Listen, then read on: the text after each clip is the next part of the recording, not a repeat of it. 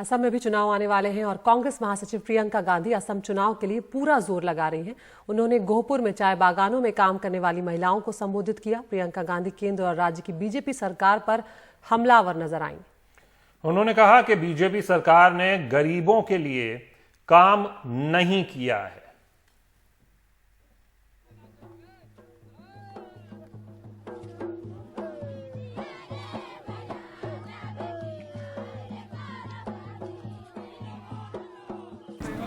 मुझे लगता है कि महाजोट जीतेंगे।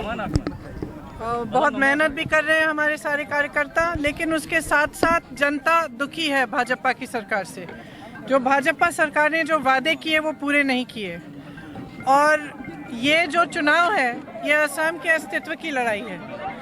इसमें भाजपा के तरफ से असम की संस्कृति और असम के अस्तित्व पे हमला हो रहा है, और असम के लोगों को खड़ा होना चाहिए, शक्ति से खड़ा होना चाहिए, और उस राजनीतिक पार्टी को चुनना चाहिए जो उनके अस्तित्व को मजबूत बनाए, जो उनका विकास करे और जो झूठे वादे नहीं करे। जितने भी वादे भाजपा ने किए उनमें से एक भी वादा उन्होंने रखा नहीं। 25 लाख रोजगार का वादा किया था, 1 लाख रोजगार भी नहीं दिए हैं, 80,000 से ज़्यादा नहीं दिए हैं। इस तरह के तमाम वादे थे जो उन्होंने तोड़े। तो असम की जनता बहुत समझदार है, अच्छी तरह से जानती है कि पिछले 5 सालों में देखा है कि कितना काम हुआ है और क्या हुआ है। बाढ़ आई, कोरोना में लॉकडाउन हुआ, बाढ़ आई, उसके साथ साथ भाजपा के बड़े बड़े नेता यहाँ नहीं आए, लेकिन चुनाव आया तो सब दौड़े दौड़े आए हैं। देश भर में का की बात करते हैं, यहाँ आके हिम्मत नहीं है कि का की बात करेंगे। तो ये जो इनका व्यवहार है, जो एक तरफ से मतलब कुछ कहते हैं और फिर उसका उल्टा करते हैं, वो जनता समझ रही है, देख रही है। बेरोजगारी बढ़ गई है, डीजल पेट्रोल के दाम आसमान छू रहे हैं, आज भी गैस सिलेंडर के दाम बढ़े हैं। इस स्थिति में आप बताइए कि किस तरह से आगे चलाया जाए अपना कोई, अगर आम आदमी अपने आप कैसे जूझ पाएगा इन समस्याओं से अगर सरकार मदद नहीं करेगी। तो ये सरकार बिल्कुल, इस सरकार में सुनवाई है ही नहीं आम आदमी की। वो ना आपके संघर्षों को समझती है, ना आपकी समस्याओं को हल करने के लिए काम करती है। तो जनता सब कुछ अच्छी तरह से समझ रही है, देख रही है, और मुझे पूरी आशा नहीं कहूँगी, मैं बोलूँगी कि जनता की जिम्मेदारी है कि अपने लिए, अपने असम के लिए, अपने अस्तित्व के लिए, अपने विकास के लिए वो इस बार बदलाव लाए। मतलब कांग्रेस का सरकार होगा? बिल्कुल बिल्कुल, जहाँ जहाँ मैं गई हूँ लोगों ने कहा है। हम सोनार बांग्ला के बिक्री करते जेओ ना।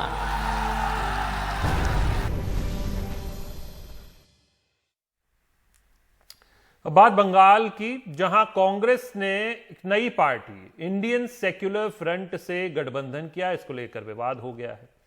पूर्व केंद्रीय मंत्री और कांग्रेस के वरिष्ठ नेता आनंद शर्मा ने ही इस पर सवाल उठा दिए हैं। ट्वीट के जरिए उन्होंने सवाल उठाया कि ये कांग्रेस के जो मूल विचार हैं उसके खिलाफ है। पश्चिम बंगाल में रविवार को वाम दलों और कांग्रेस की साझा रैली में विशेष आमंत्रित सदस्य जैसी हैसियत से इंडियन सेक्युलर फ्रंट भी शामिल हुई। बंगाल की इस नई पार्टी आईएसएफ के प्रमुख पीरजादा अब्बास सिद्दीकी हैं, जो राज्य की सबसे बड़ी मजार फुरफुरा शरीफ के प्रमुख हैं। रविवार की रैली में पीरजादा के मंच पर पहुंचने से कांग्रेस नेता अधीर रंजन चौधरी के भाषण में खलल पड़ गया, और इसके बाद अधीर रंजन संक्षेप में बोले और उनके अंदाज में एक तनाव भी नजर आया। लेकिन आईएसएफ को लेकर ममता बनर्जी और बीजेपी ने कांग्रेस को घेरना शुरू किया, तो पार्टी के अंदर खाने से भी इस एंट्री को लेकर सवाल खड़े होने लगे हैं। तो अब आपको बता दें कि कांग्रेस नेता आनंद शर्मा ने क्या सवाल उठाए। उन्होंने ट्वीट किया कि आईएसएफ और ऐसे अन्य दलों के साथ कांग्रेस का गठबंधन पार्टी की मूल विचारधारा गांधीवाद और नेहरूवादी धर्मनिरपेक्षता के खिलाफ है, जो कांग्रेस पार्टी की आत्मा है। इन मुद्दों पर कांग्रेस कार्य समिति में चर्चा होनी चाहिए।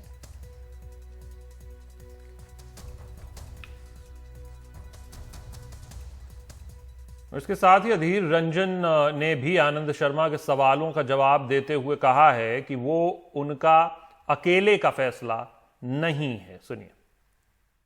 अधीर, एक सवाल आया है, जैसे कि आनंद शर्मा ने अभी ट्वीट किए हैं थोड़ी देर पहले कि आईएसएफ और अन्य दलों के साथ जो गठबंधन में जा रही है कांग्रेस, उससे पहले जो वो कांग्रेस के मूल विचारधारा गांधीवादी और नेहरूवादी के खिलाफ है और उससे पहले पार्टी की कार्य समिति पे चर्चा होनी चाहिए, तो इस पर आप क्या बोलते हैं? हम लोग एक सूबे की अध्यक्षता करते हैं, इसलिए हम बिना इजाजत अकेले अलग से अपने मनमानी से कोई काम नहीं करते। कोलकाता में बीते 30 दिन में गैस 100 रुपए महंगी हो गई और शहर के मशहूर एग रोल निर्माता बल्कि स्ट्रीट फूड बनाने वाले सारे लोग परेशान हैं। उनको दाम बढ़ाने की जरूरत है, मगर डर भी है। और डर यह है कि ग्राहक भाग न जाएं। स्ट्रीट फूड के दाम बदले नहीं हैं, लेकिन कई ग्राहक कहते हैं चुनावों में इसकी कीमत चुकानी होगी। गैस के दाम की नई बढ़ोतरी के बाद कोलकाता में तरह तरह के रोल बनाने वाले समझ नहीं पा रहे कि वो क्या करें। फरवरी में 4 बार गैस के दाम बढ़े। आखिरी बार बीती रात अब सिलेंडर 845 रुपए 50 पैसे का हो गया है। लेकिन रोल बनाने वालों का कहना है कि वो दाम बढ़ाएंगे तो ग्राहक आने बंद हो जाएंगे, जो लॉकडाउन के बाद आने शुरू हुए हैं। गैस का दाम बढ़ने से अगर हम लोग अपना रेट बढ़ाएंगे तो ऐसी मार्केट बहुत हम लोग का ढीला चल रहा है और बढ़ाने के बाद और कस्टमर जो कि टूट जाएगा, तो इसलिए हम लोग का थोड़ा प्रॉब्लम हो जाएगा। इस वजह से हम लोग तो रेट नहीं बढ़ा सकते हैं। कोरोना की वजह से ऐसे भी थोड़ा बिजनेस कम हो गया है हम लोग का। आज की तारीख एक डबल चिकन रोल का दाम है 100 रुपया पर पीस। अगली बार हम जब यहाँ पे आएंगे पता नहीं गैस का दाम कितना होगा और हम एक चिकन रोल खा पाएंगे या नहीं। मोमो बनाने वाले गोपाल के सामने भी यही उलझन है, फ्राइड राइस बनाने वाले बाबुल की भी।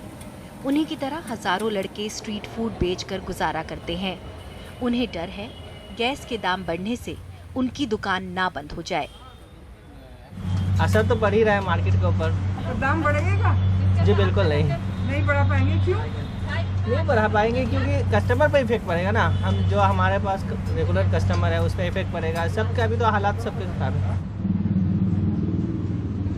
कई नियमित ग्राहक कह रहे हैं इसका बदला सरकार से लेंगे। वोट में पता चलेगा क्या होगा, उसके बाद वोट का बाद पता चलेगा। दाम बढ़ाने से क्या पता चलेगा, फायदा हुआ कि नुकसान हुआ, वोट में ही पता चल जाएगा।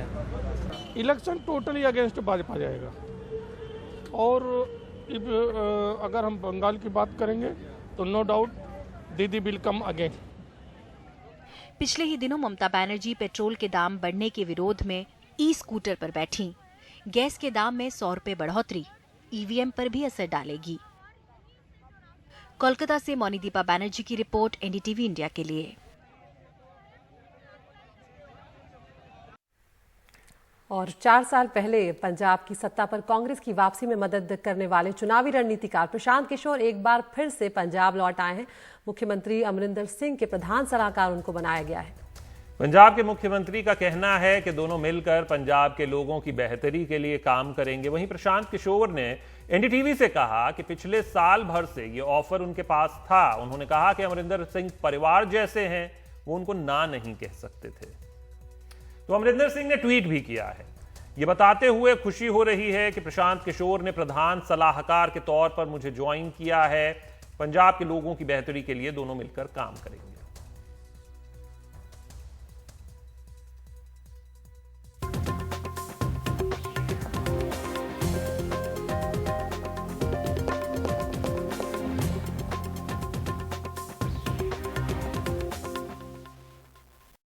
और वक्त है हमारी टॉप 5 न्यूज का, यानी आज की 5 अहम खबरें जिसके लिए आप भी वोट कर सकते हैं हमारे एनडीटीवी इंडिया यूट्यूब चैनल पर जाकर, जहां पर हम एक पोल पब्लिश करते हैं।